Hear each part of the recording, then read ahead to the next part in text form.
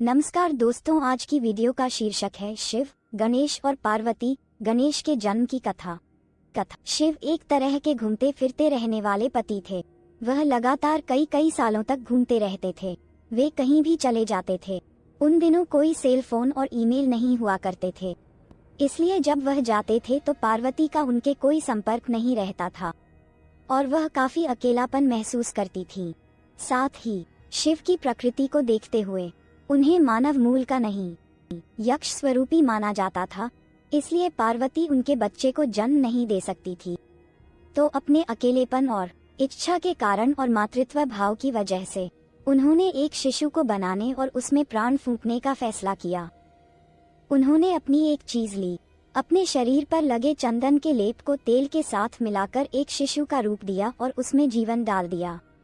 यह भले ही दूर की कौड़ी लगे, लेकिन आजकल विज्ञान में भी इस तरह की चर्चा होती है। अगर कोई आपसे एक एपिथेलियल सेल ले ले, तो किसी दिन हम उससे आपका कुछ बना सकते हैं। पार्वती ने उसमें प्राण फूंक दिए और एक बच्चे ने जन्म ले लिया। कुछ साल बाद जब वह लड़का करीब 10 साल का था, तब शिव अपने गणों के साथ लौटे।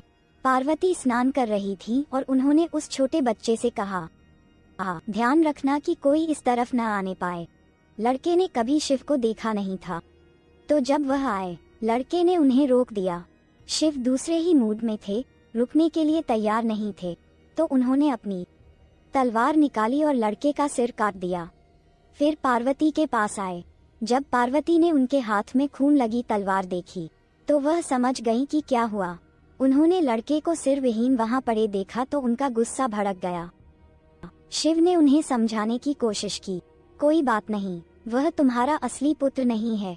आखिरकार तुमने उसे बनाया और मैंने नष्ट कर दिया, इसमें क्या परेशानी है। लेकिन वह सुनने के मूड में नहीं थी। बात को सुझाने के लिए शिव ने अपने एक गण का सिर लिया और लड़के की धड़ पर लगा दिया। गणेश चतुर्थी वह दिन होता है जब उनके सिर को दोबारा लगाया गया था। शिव ने गणों के सरदार का सिर लेकर इस लड़के पर लगाया था, इसलिए वह बोले, अब से तुम गणपति हो, तुम गणों के सरदार हो।